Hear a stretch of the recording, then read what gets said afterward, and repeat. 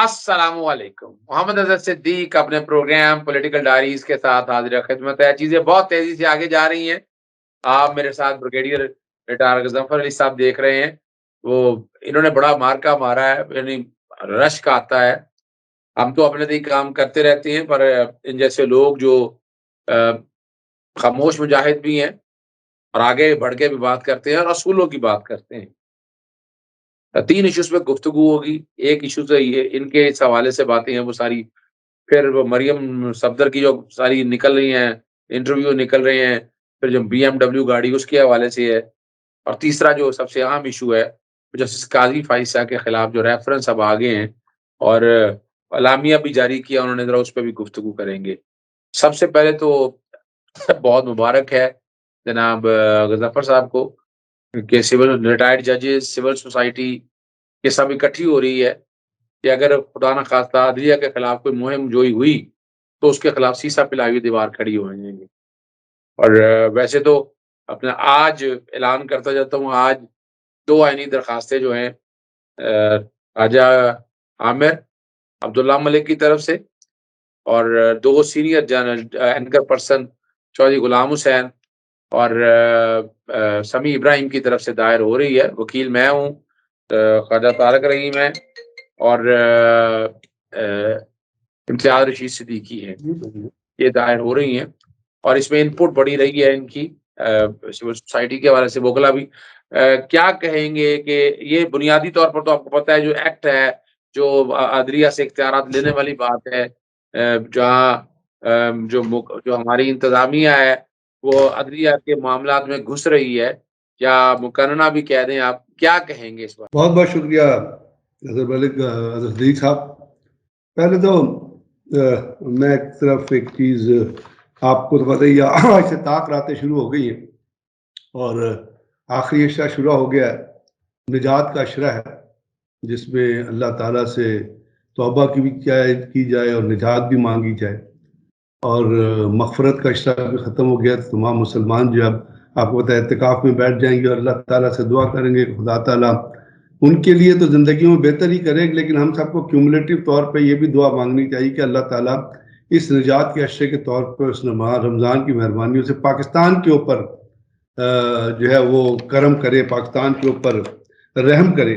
اور آپ کو پتہ ہے بہت بڑی بات ہے، اور وہ سورہ آل عمران میں قرآن پاک میں کہا اللہ تعالیٰ نے ایک آیت میں کہ اور اللہ کی لعنت ہو، لعنت کریں اللہ کی ان لوگوں پر جو کہ جھوٹے ہیں، اور جو جھوٹے ہیں وہی عذاب کا باعث ہے۔ یعنی آپ نجات مانگتے ہیں تو ان جھوٹوں سے نجات مانگیں۔ یہ ہمارے بلیف کا تقاضا ہے کہ اگر آپ کے اوپر کاذب قسم کے، کذاب قسم کے، جھوٹے قسم کے لیڈر بٹھا دیے گئے ہیں، امریکہ کی سازش سے امپوز کر دیے گئے ہیں اور وہ پاکستان کو تباہ و برباد کانسٹنٹلی کر رہے ہیں، اور یہ کوئی کانسپیریسی تھیوری نہیں ہے۔ جس ملک کا بجٹ سنگل ڈیجٹ میں فورکس ہو اور وہاں 100 لوگوں کی امپورٹڈ کرمنل کیبنٹ بٹھائی ہوئی ہو، اس کا مطلب ہے وہ جھوٹے ہیں، مکار ہیں، فریبی ہیں، دھوکہ دہی ہیں، کذاب ہیں وہ، اور ان کے اوپر اللہ تعالیٰ اس قسم کے لیڈروں پہ اللہ تعالیٰ بھی کہتا ہے کہ لعنت بھیجو۔ تو پاکستان کے شہریوں کا بھی یہ فرض بنتا ہے کہ اس قسم کے لوگوں کے چہروں کو پہچانیں۔ اب آپ نے جو سول سوسائٹی بڑی ڈسٹرب ہے، ججز بڑے ڈسٹرب ہیں، وکیل بڑے ڈسٹرب ہیں، اور وہ جو آپ نے عرض کیا، آپ نے فرمایا اپنی اس میں شروع میں کہ جو کچھ سپریم کورٹ کے اوپر جو قدغن لگانے کی کوشش، یہ جھوٹے ہیں جو قدغن لگا رہے ہیں۔ اسی چیز کا اشارہ کیا گیا ہے کہ لعنت بھیجے ان لوگوں پر، یہ لعنتی ہیں جو اس قسم کے کام کر رہے ہیں۔ یہ پاکستان کی مخالفت نہیں کر رہے، یہ آئین کی مخالفت نہیں کر رہے، یہ ہمارے بیسک بلیف کی مخالفت کر رہے ہیں کہ سپریم جوڈیشری، آپ کو پتہ ہے، آپ چھوڑیں اسلام کی بات کریں، آپ سیکنڈ ورلڈ وار میں جب برطانیہ تباہ ہو رہا تھا تو لوگوں نے کہا کہ جی برطانیہ کس طرح بلڈ اپ کرے گا، تو چرچل کا ایک بڑا مشہور قول ہے، اس نے کہا کہ عدالتیں کیا کام کر رہی ہیں؟ لوگوں نے کہا ہاں جی عدالتوں سے، پھر برطانیہ باہر آ جائے گا۔ تو ایک اور اسلام کے اندر جوڈیشری کا کیا کانسیپٹ ہے؟ حضرت عمر کا زمانہ دیکھیے، حضرت ابو بکر کا زمانہ دیکھیے، حضرت خلفائے راشدین کا زمانہ دیکھیے کہ انہوں نے کس کس طرح سے جسٹس ڈیلیور کیا اپنے ہی لوگوں کے خلاف۔ مجھ سے اگر کوئی مقابلہ آیا تو انہوں نے ریلیجن کے اوپر تفریق نہیں کی تو اس لیے اگر کوئی, آپ میری بات, یہ بڑی سینسیٹیو بات ہے, اگر عدلیہ کے اوپر کوئی قدغن لگائے گا, اگر عدلیہ میں کوئی تفریق پیدا کرنے کی کوشش کرے گا, چاہے وہ حکومت ہو چاہے وہ عدلیہ کے اندر سے ججز ہوں, اب میں جو بات کہہ رہا ہوں چاہے وہ حکومت ہو چاہے وہ عدلیہ کے اندر سے ججز ہوں, اگر عدلیہ پہ کوئی شخص تنقید کرنے کی کوشش کرے گا یا قدغن لگانے کی کوشش یا تفریق, تو وہ کذاب ہوگا, وہ جھوٹا ہوگا, وہ لانتی ہوگا ہمارے بیسک بلیف کے تحت. اب اس کے تحت اب آپ نے دیکھا کہ کیا ہو رہا ہے پاکستان, کبھی کوئی ریفرنس آ جاتا ہے. نہیں یہی ایک سوال ایڈ کر لیں آپ, بڑی زبردست بات آپ نے کی کہ توشہ خانہ میں نا ڈیٹیلیں ڈھونڈنے کے لیے میں نے ہائی کورٹ میں پٹیشن دائر کی, لاہور ہائی کورٹ کا آرڈر آیا 2002 سے لے کر 13 اپریل 2023 تک کے, انہوں نے کہا ہم نے کہا یہ ٹیسٹ کر کے لے کے آئیں. اس میں مریم صفدر کے بھی یہ پراپرٹیز کی ڈیٹیلیں تھیں, بی ایم ڈبلیو خریدنا, اناناس نہیں تھے, وہ پرانے دنوں کی باتیں ہیں, نہ وہ فرائی پین تھا جس سے یہ استری کرتی تھی, تو یہ وہ ڈیٹیلیں تھیں ساری, یہ ڈیٹیلیں ساری ریکارڈ کے اوپر ہیں, یہ بڑا مکر رہی ہیں, لیکن ہر چیز نے ایکسپوز کر دیا. آپ کیا سمجھتے ہیں, یعنی کوئی ان کا جواز ہے, یعنی اور کیا, اور کتنی لانتیں سمیٹنا چاہتے ہیں یہ لوگ؟ سر کتنی لانتیں آپ بھیجیں گے, آپ مجھے بتائیں. اب تو سب کچھ دیکھیے, آپ نے جو کہا نا, ایک چھوٹی سی بات کنکلوڈ کرنا ضروری ہے. جو آپ بات کر رہے تھے عدلیہ کے حساب سے, اس میں ہم تو مسلمان ہیں نا, ہم ایک انڈیپینڈنٹ جوڈیشری پہ ہمارا کانسیپٹ, ہمارا ریلیجن ہمیں پڑھاتا ہے نا. اسرائیل کے اندر آپ کی نظر سے بھی گزرا, کیا ہوا, انہوں نے بھی سپریم کورٹ کے اوپر انہوں نے قدغن لگانے کی کوشش کرتی ہے, ججز ایکٹ, وہاں 5 لاکھ روپیہ تل ابیب میں, 5 لاکھ لوگ جو ہیں تل ابیب میں سڑکوں پہ نکل آئے ہیں سپریم کورٹ کے حق میں, اور گورنمنٹ کے اگینسٹ وہ پروٹیسٹ کر رہے ہیں. فرانس میں کیا ہوا, وہ مسلمان نہیں ہیں, ان کو ہم یہودی یا انگریز کہتے ہیں. آج کل ایک پارلیمنٹ میں ہمارے ایک بھائی ہیں ہندو مذہب سے تعلق رکھتے ہیں, انہوں نے تقریر کی اور انہوں نے بہت بڑا جملہ کہا ہے, حضرت صدیق صاحب سننے کے قابل ہے. انہوں نے کہا جی آپ کہتے ہیں رمضان میں شیطان بند ہو جاتا ہے, اور مجھے کہتے ہیں اسلام قبول کرو, شیطان تو آزاد پھر رہا ہے پاکستان, جو کیلا 100 روپے کا تھا وہ 400 روپے پہ پہنچو, تو وہ شیطان, اس شیطان کو پکڑو. انہی شیطانوں کی ایک ریلیشن شپ ہے جو آپ پوائنٹ آؤٹ کر رہے ہیں. یہ مریم نانی جو ہے, وہ اس کی جو کہتی ہے کہ میں ویڈیوز بناتی ہوں, لوگوں کی گندی ویڈیوز بناتی ہوں, ان کو بلیک میل کرتی ہوں, ایک تو وہ ہے اس کا اخلاق.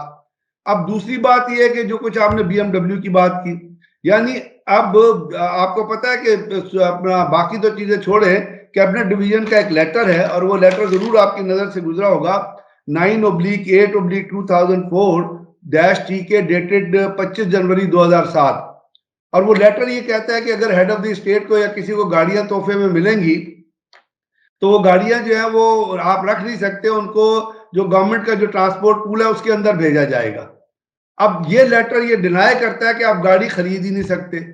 مریم کہتی ہے کہ یو اے ای کے وہ جو ہے انہوں نے اس کو گاڑی دی کسی خدمت کے, کس خدمت کے طور پہ دی, یہ ویسے پاکستانیوں کو ضرور جاننا چاہیے کہ اس نے کون سی خدمت کی تھی جس کے لیے اس کو گاڑی تحفے میں ملی. اب وہ گاڑی تحفے میں ملی, وہ یہ اپنے ٹیکس میں ڈکلیئر کرتے ہیں, وہ 36 ملین کی گاڑی کو 2 کروڑ میں بیچتی ہے, وہ دوبارہ جو وہ گاڑی جو ہے دوبارہ ٹیکس ریٹرن میں آتی ہے, اور ٹیکس ریٹرن میں آنے کے بعد جو ہے اس کو دکھایا جاتا ہے کہ جی وہ فلوٹیڈ انفلیٹڈ پرائس پہ دکھایا جاتا ہے تاکہ آپ ٹیکس بچائیں.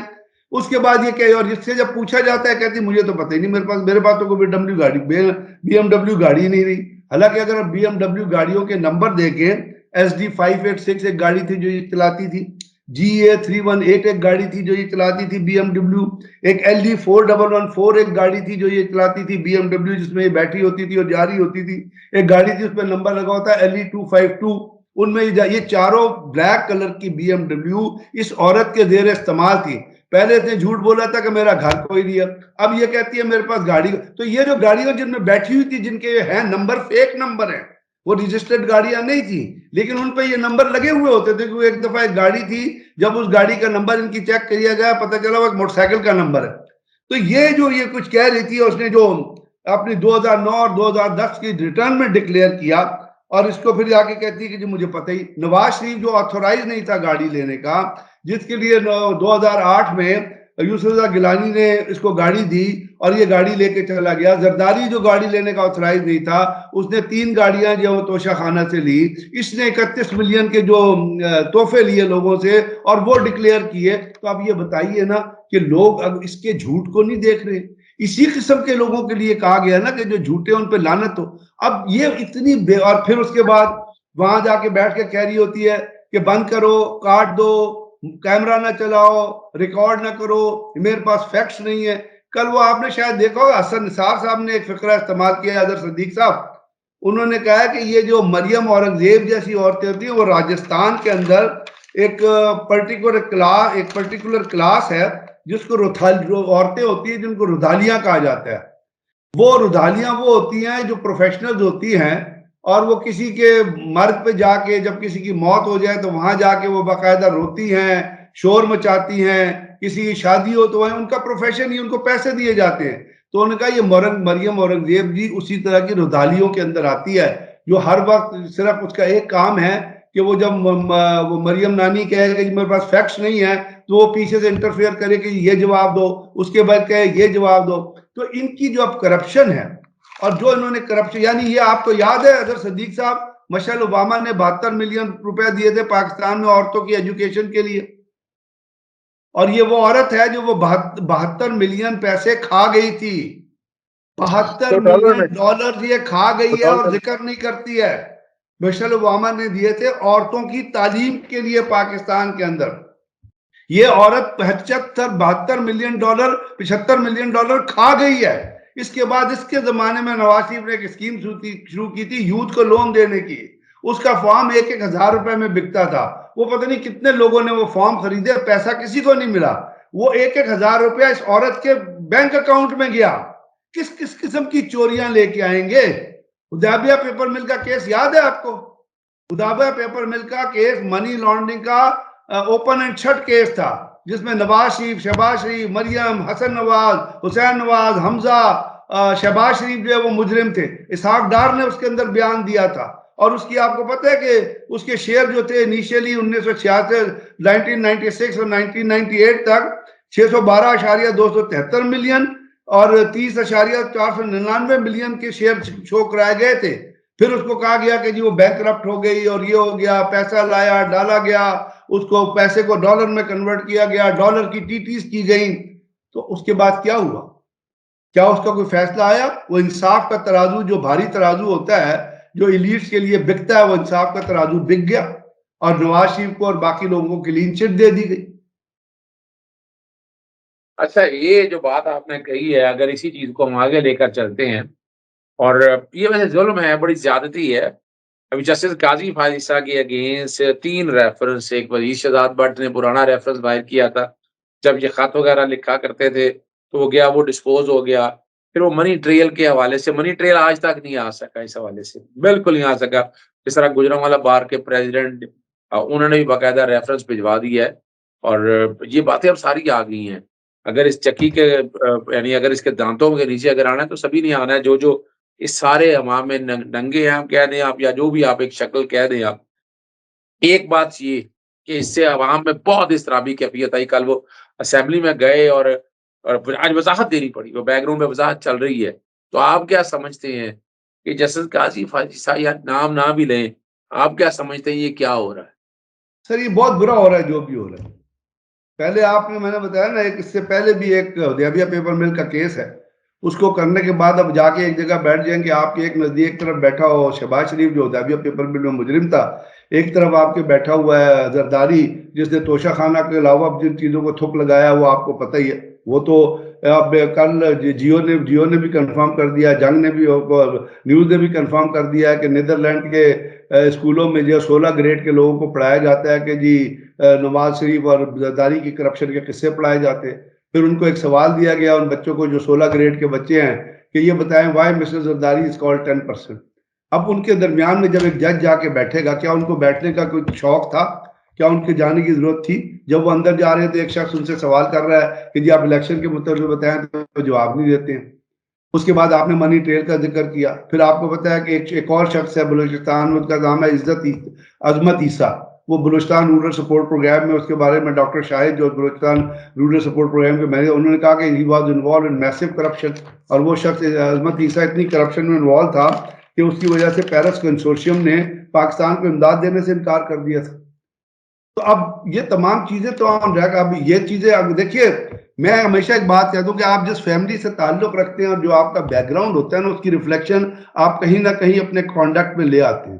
تو اگر آپ کنٹروورشیل رہے ہیں اور کنٹروورسی آپ کے اندر کوئی جسٹس کا یا کسی چیز کا خیال نہیں ہے، اور آپ جو ہے کسی چیز کی بے توقیری کرنا چاہتے ہیں، پاکستان کی بے توقیری کرنا چاہتے ہیں کسی چیز، تو آپ کہیں نہ کہیں اپنے کنڈکٹ سے وہ ظاہر کر دیتے کہ آپ اوریجنلٹی میں ہیں کیا. جو بھی شخص ہو دنیا میں، جو بھی شخص ہو دنیا میں، وہ یہ ظاہر کر دے گا کہ اصل میں وہ شخص ہے کیا یا کیا اس کا بیک گراؤنڈ ہے. تو وہ بیک گراؤنڈ کے ذریعے اگر آپ بدنام کرنا چاہتے ہیں، میں تو کہتا ہوں کاش پاکستان کی عوام اس کے اوپر جاگیں گے، اس قسم کے لوگ جو اداروں کو کمزور کرنے کے. میں نے کہا کہ جسٹس ڈیلیڈ جسٹس ڈیلیوری جو ہے وہ اسلام کی اساس ہے. اگر اس جسٹس ڈیلیوری پہ کوئی بھی شخص حائل ہو رہا ہے تو وہ فیئر نہیں ہے، وہ کنٹروورشل ہے، وہ صحیح نہیں ہے، وہ سچا نہیں ہے. سچا وہ شخص ہے جو اپنے ادارے کے ساتھ کھڑا ہوا ہے. وہ شخص سچا نہیں ہے جو ادارے کو ڈنٹ لگا رہا ہے. وہ شخص سچا نہیں ہے جو ادارے کو کمزور کرنے کی اس کے اندر کوئی نہ کوئی اس کا ویسٹڈ انٹرسٹ ہے. اتنا ہی ہم کہنا چاہیں گے. اس سے زیادہ باقی آپ لوگ اس کو فالو کیجئے اور اس کے اوپر انویسٹیگیشن ہونی چاہیے. اور کوئی بھی ایسا شخص جو سپریم کورٹ جیسے ادارے کو اگر ویک کرنے کی کوشش کرتا ہے تو strict action should be taken against it. اچھا، آپ نے چیزوں کا احاطہ تو بالکل ٹھیک کر دیا، چیزیں بھی ساری یہ آ گئی ہیں. تو ہم ڈیمانڈ کرتی ہیں نا کہ جسٹس قاضی فاضل کے ریفرنس جتنے بھی ہیں لگے ہوئے ہیں اور وہ پرانے پڑے ہیں، نئے تو ہیں نہیں. اور جس طرح کا رویہ اختیار کیا ہے ان چیزوں کو سامنے رکھتے، سارا دودھ کا دودھ اور پانی کا پانی ہو جانا چاہیے. ہم امید رکھتے ہیں. بہرحال بہت شکریہ آپ کا. اجازت چاہتے ہیں. السلام علیکم. اللہ حافظ. پاکستان زندہ باد.